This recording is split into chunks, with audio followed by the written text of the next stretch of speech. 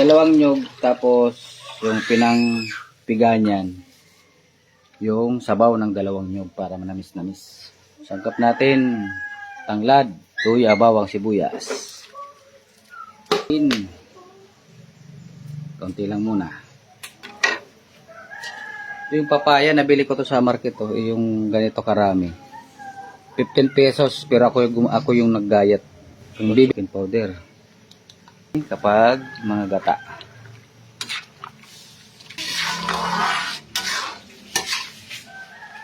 Prito.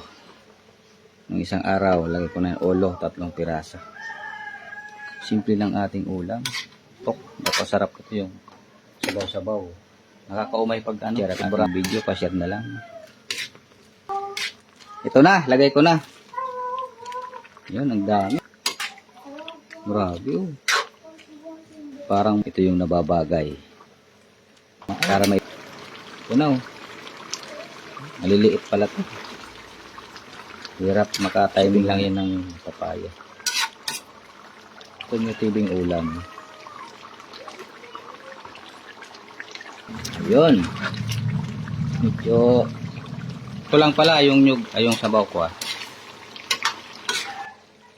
Yun, tingnan mo mga kabayan. Yan. Usili para magandang tingnan. Sardinas ulit. Yung sabaw, napakalapot niya.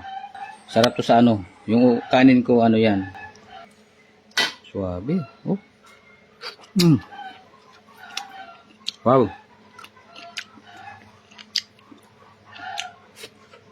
Sarap. Dahil yung sahog.